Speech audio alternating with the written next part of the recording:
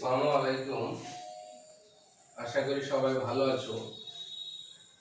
আজকে আবার তোমাদের ইংরেজি ক্লাসে একটা ভিডিও নিয়ে উপস্থিত হয়েছি। আজকের ভিডিওতে আমরা প্রোনাউন নিয়ে আলোচনা করব। এর আগে প্রোনাউন নিয়ে আলোচনা করেছি। আজকের ভিডিওতে আমরা ডেমনস্ট্রেটিভ প্রোনাউন নিয়ে আলোচনা করব। ডেমনস্ট্রেটিভ প্রোনাউন কি জিনিস এটা বোঝার চেষ্টা করো। ডেমনস্ট্রেটিভ প্রোনাউন কোনগুলা আগের ভিডিওতে দিয়েছি তোমাদের। যেমন ডেমনস্ট্রেটিভ প্রোনাউন হিসাবে যেমন এখানে তো বলা হচ্ছে যে that is my house. That is my house মানে ওইটা আমার বাড়ি। হ্যাঁ, তাহলে বাড়িটাকে বোঝানোর জন্য দ্যাট কথাটা এখানে ইউজ করা হচ্ছে। তাহলে দ্যাটটা হচ্ছে এখানে ডেমনস্ট্রেটিভ প্রোনাউন। ঠিক আছে, বা হয়তো বললাম this is my pen. This is my pen, দিসটা হচ্ছে এখানে ডেমনস্ট্রেটিভ প্রোনাউন। ঠিক আছে, ঠিক একই রকম ভাবে দিসের plural these. These are ripe mangoes.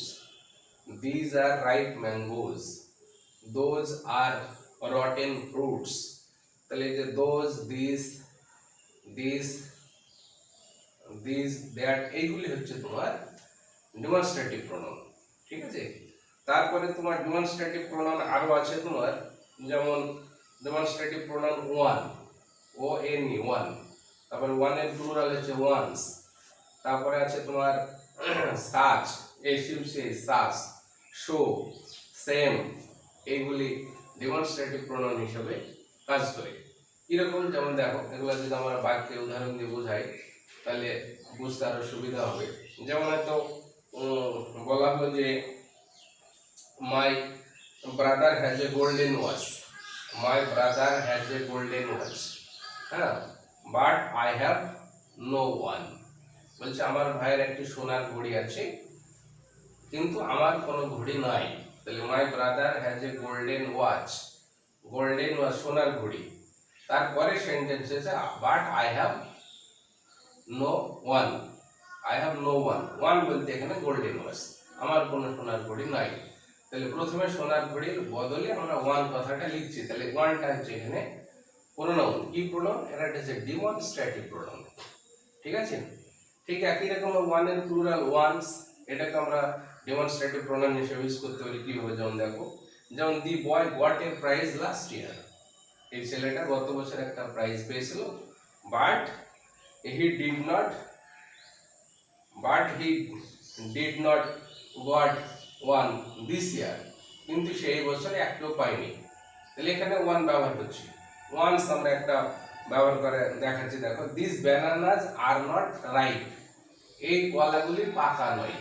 This bananas are not ripe. তাহলে দিসটা হচ্ছে এখানে demonstrative pronoun. Please send me some ripe ones. Please send me some ripe once.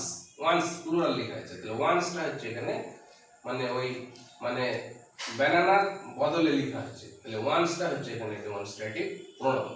ঠিক আছে, তারপরে দেখো শোটা ডেমনস্ট্রেটিভ প্রোনাউন হিসেবে কিরকম ভাবে ইউজ হয়। বলছে can you remember the date. বলা হচ্ছে যে can you remember the date, তুমি এই তারিখটা স্মরণ করতে পারো? এবার সে অ্যান্সার বলছে যে I can not remember show.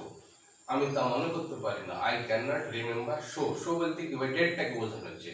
তাহলে ডেটটা হচ্ছে নাউন, নাউনের পরিবর্তে আমরা শো লিখছি। শো বলতে ডেট। তাহলে এখানে শোটা হচ্ছে তোমার ডেমনস্ট্রেটিভ প্রোনাউন। ঠিক আছে, বা আই থিংক শো, আমি তা ভাবি।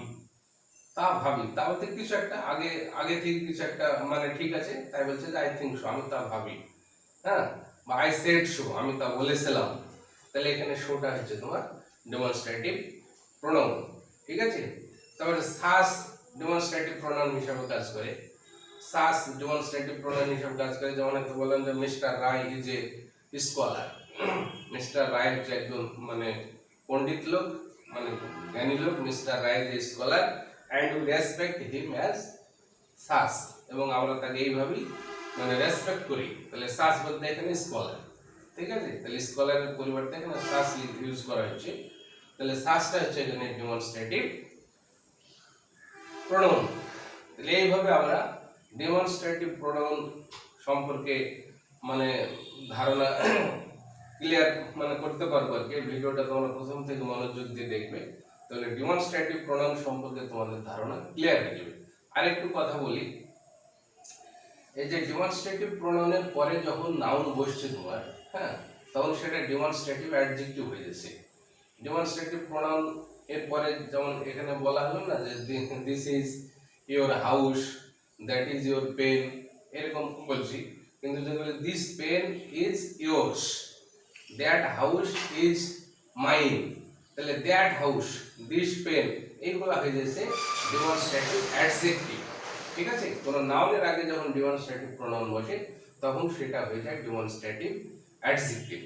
তাহলে এইভাবে আমরা ডেমনস্ট্রেটিভ প্রোনাউন সম্পর্কে ধারণা ক্লিয়ার মানে করতে পারি আর কি। এই ভিডিওটা তোমরা প্রথম থেকে দেখবে, তাহলে আশা করি ডেমনস্ট্রেটিভ প্রোনাউন সম্পর্কে ধারণা ক্লিয়ার হয়ে যাবে। আজকের ভিডিও আমি এখানেই শেষ করছি। হ্যাঁ, সবাই ভালো থেকো, সুস্থ থেকো, আসসালামু আলাইকুম।